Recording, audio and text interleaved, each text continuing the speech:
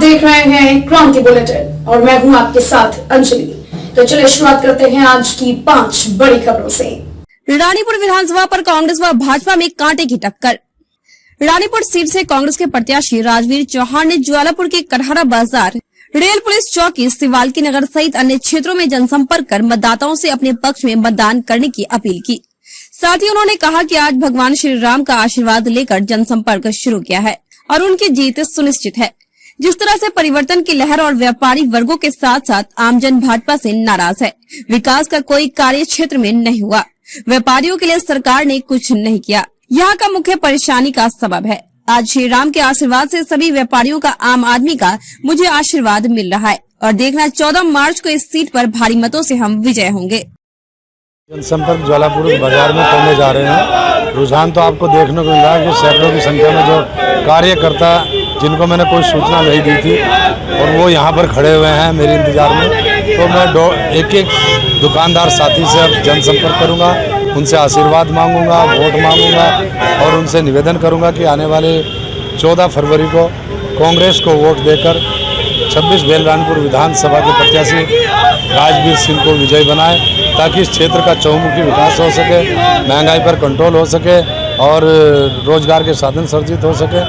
इन तमाम बिंदुओं को लेकर अपील करूंगा और ये मैंने पहल जो करने जा रहा हूँ श्री राम के दरबार से करने जा रहा हूँ और श्री राम भगवान राम जी के चरणों से और उनका आशीर्वाद लेकर मैं प्रारंभ करने जा रहा हूँ। उनका आशीर्वाद श्री राम का मेरे साथ है और उनके आशीर्वाद से 26 जनता का प्यार मेरे साथ है और 26 बेल रानीपुर विधानसभा को से मैं पूरी उम्मीद के साथ यहाँ की जनता जिताने जा रही है, ऐसी मुझे आशा है। और प्रदेश में कांग्रेस की सरकार बनने जा रही है और इस क्षेत्र का विकास होने जा रहा है, जो अधूरे कार्य होने जा रहे हैं। आमजनों, किसान हो, मजदूर हो, व्यापारी हो, हर वर्ग इस भाजपा सरकार से त्रस्त है, उसके कार्यों से त्रस्त है और वो इसलिए त्रस्त होकर कांग्रेस की ओर देख रहा है और कांग्रेस को जिताना चाहता है। इसी उम्मीद के साथ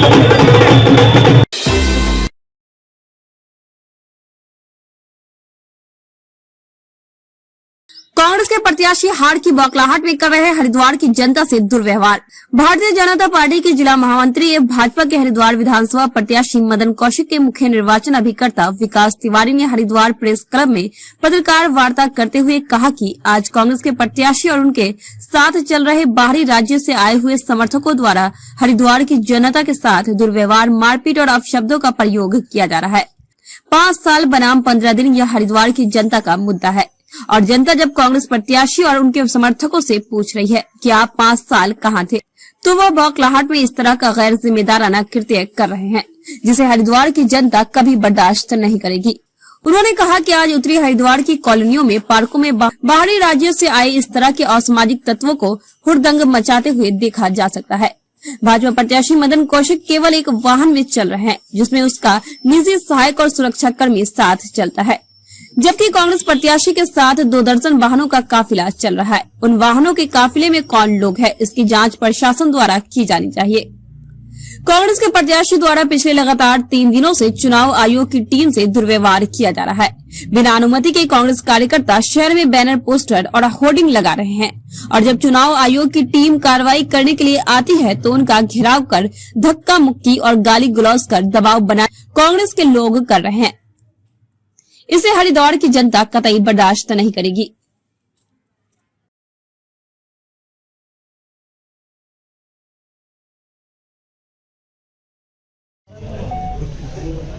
देखिए, हमने 2012 का हरिद्वार देखा था। उस 12 के विधानसभा चुनाव में जिस प्रकार से बाहरी राज्यों के लोगों ने आकर के इस हरिद्वार की शांत फिजा को दूषित करने का प्रयास किया था, यहाँ भय और डर का वातावरण बनाने का प्रयास किया था। एक बार फिर 10 साल बाद ये हरिद्वार उसी दंश को झेल रहा है। आज जिस प्रकार से बाहरी राज्यों के लोग आकर के उत्तरी हरिद्वार क्षेत्र के पार्कों में हैं, उनकी गाड़ियों में हुक्का है, वो कॉलोनियों में जा रहे हैं और कांग्रेस प्रत्याशी के साथ घूम करके वो लोगों को डराने का प्रयास कर रहे हैं। मेरा निवेदन है चुनाव आयोग से कि ऐसे लोगों को चिन्हित किया जाए। दूसरा, आज कांग्रेस प्रत्याशी के साथ लगभग 2 दर्जन गाड़ियों का काफिला चलता है उन 2 दर्जन गाड़ियों में कौन लोग हैं, किन प्रांतों के हैं, क्या उनका इतिहास है, ये भी हम पुलिस से मांग करते हैं उनकी जांच की। जबकि हमारे प्रत्याशी मात्र एक गाड़ी में चलते हैं, उनके साथ एक सुरक्षाकर्मी है, एक निजी सहायक है। और आप देखिए कि 5 साल बनाम 15 दिन, ये जनता ने मुद्दा दिया है। अगर जनता इनको हरिद्वार की कॉलोनियों में, बस्तियों में जाकर के पूछती है कि साहब आप 5 दिन कहाँ थे, साहब आप चेयरमैन रहे 5 साल, आपने क्या किया, साहब आपकी 10 साल सरकार थी, आपने क्या किया, तो जनता अगर पूछती है उस पर नाराज होना ये अच्छी बात नहीं है। जनप्रतिनिधि को बहुत सौम्य होकर के, बहुत विनम्र होकर के जनता की बातों का जवाब देना चाहिए, लेकिन ये जवाब ना दे करके उनसे जोर से बोलते हैं। इनके साथ जो बाहरी राज्यों से लोग आए हैं उनसे मारपीट करते हैं। कल बैरागी कैंप बजरीवाला में जिस प्रकार महिलाओं के साथ बदसलूकी की गई, बुजुर्ग महिलाओं के साथ मारपीट की गई, ये अच्छा नहीं है, इसे लोकतंत्र में अच्छा नहीं कहा जा सकता। दूसरा, 20 साल बेमिसाल, ये जनता का मुद्दा है, हमारा मुद्दा नहीं है। और जब कांग्रेस के पास आज कोई मुद्दा नहीं है, ये भ्रष्टाचार के मुद्दे पर हमसे बात नहीं कर सकते, ये विकास के मुद्दे पर हमसे बात नहीं कर सकते, तो आज विषयांतर करने के लिए लोगों को डराने धमकाने का प्रयास इनके द्वारा किया जा रहा है। आज हम इस पत्रकार वार्ता के माध्यम से, पूरी पार्टी, हमारी विधानसभा की पार्टी यहां बैठी है, मैं मांग करता हूं पुलिस से भी, जिला प्रशासन से भी, चुनाव आयोग से भी इस चुनाव को निष्पक्ष तरीके से संपन्न कराया जाए। और रानीपुर विधानसभा में भाजपा ने विकास की गाथाएं लिखी है। आज फिर मौसम विभाग की चेतावनी के बाद सुबह से ही मौसम में परिवर्तन देखने को मिला। हल्की बूंदाबांदी के बीच प्रत्याशी जनसंपर्क करने निकले। वहीं आज विधानसभा रानीपुर से भाजपा प्रत्याशी विधायक आदेश चौहान ने विभिन्न क्षेत्रों में डोर टू डोर कैंपेन एवं नुक्कड़ सभा की। इस अवसर पर आदेश चौहान ने कहा कि विधानसभा रानीपुर की जनता को पिछले 10 वर्षों में जगजीतपुर में 110 करोड़ का सीवेज ट्रीटमेंट प्लांट, 20 करोड़ का एस्ट्रो टर्फ हॉकी स्टेडियम, 60 सामुदायिक केंद्र, बहादुराबाद का उच्चीकरण, 250 करोड़ के सड़क व पुल निर्माण का कार्य हमने किया है। पूरी विधानसभा में 70% क्षेत्र में इंसुलेटेड वायर का काम हमने किया है। 1500 लोगों को आर्थिक स्वास्थ्य सहायता तथा 2500 से ज्यादा निर्धन बालिकाओं का विवाह कराने का कार्य हमारे द्वारा किया गया है। हमने 75 करोड़ की पेयजल योजना जगजीतपुर में की है। विधानसभा रानीपुर का ऐसा कोई क्षेत्र नहीं है जहां भाजपा ने अपनी विकास की गाथा न लिखी हो। वह रिमझिम बरसात के बीच हम लोगों ने डोर टू डोर संपर्क शुरू किया था और जहाँ जहाँ मैं जा रहा हूँ एक जुनून और जोश जो दिखाई दे रहा है वो अप्रत्याशित है।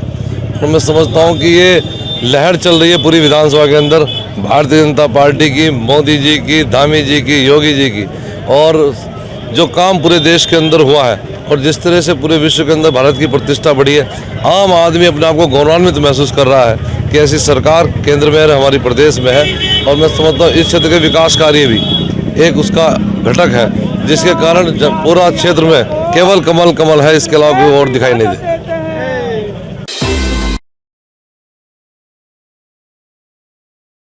भाजपा पर जमकर बरसे नेता प्रतिपक्ष, जयेंद्र रमोला के समर्थन में मांगे वोट।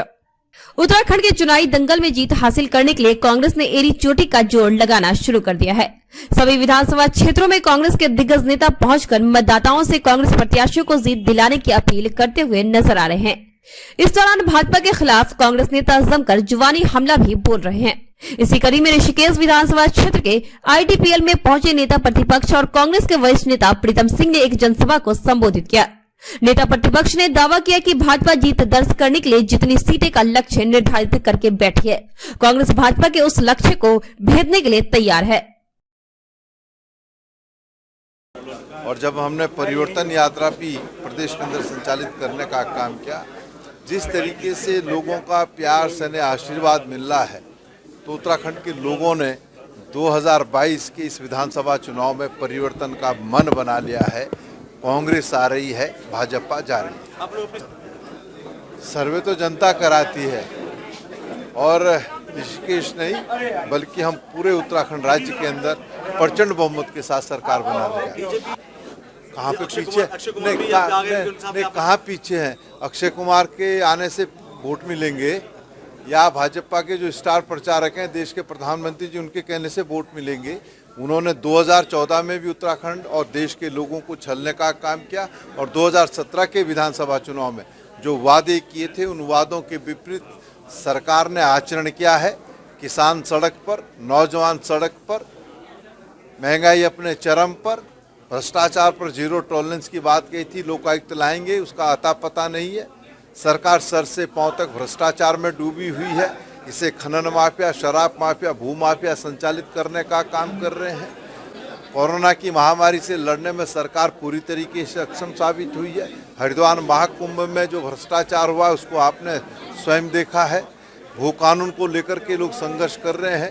तीर्थ पुरोहित जो है वो लंबे संघर्ष के बाद जो है उनको न्याय मिला। तो लोग भाजपा के चाल चरित्र चेहरे को पहचान चुके हैं और 2022 में बदलाव होने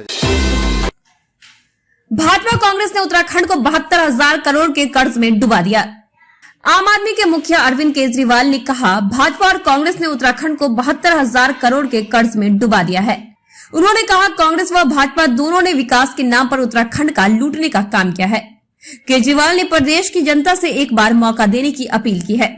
मुख्यमंत्री केजरीवाल ने कांग्रेस भाजपा दोनों को ही एजेंडा विहीन चुनाव का आरोपी बताते हुए पार्टी के उत्तराखंड के लिए रोजगार व विकास के एजेंडे को प्रेस से साझा किया। उत्तराखंड में अंतर्राष्ट्रीय आध्यात्मिक राजधानी बनाने, बिजली पानी की सुविधा गांव-गांव में व स्वास्थ्य के साथ ही युवाओं को रोजगार व बिना सिफारिश और रिश्वत के सबको नौकरी का बराबर हक देगी। भाई भतीजवाद खत्म करेगी। जो लोग रोजगार की तलाश में बाहरी राज्यों में चल रहे हैं वह भी वापस आएंगे।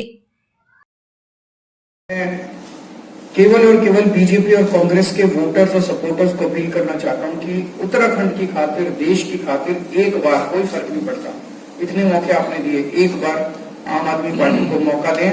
हमारा आपको वादा इन दोनों पार्टियों ने मिलकर, कांग्रेस ने और बीजेपी ने, दोनों ने मिलकर 21 साल में 72,000 करोड़ रुपए का कर्जा चढ़ा दिया उत्तराखंड के ऊपर। इसकी जवाबदेही तो उनसे लेनी चाहिए।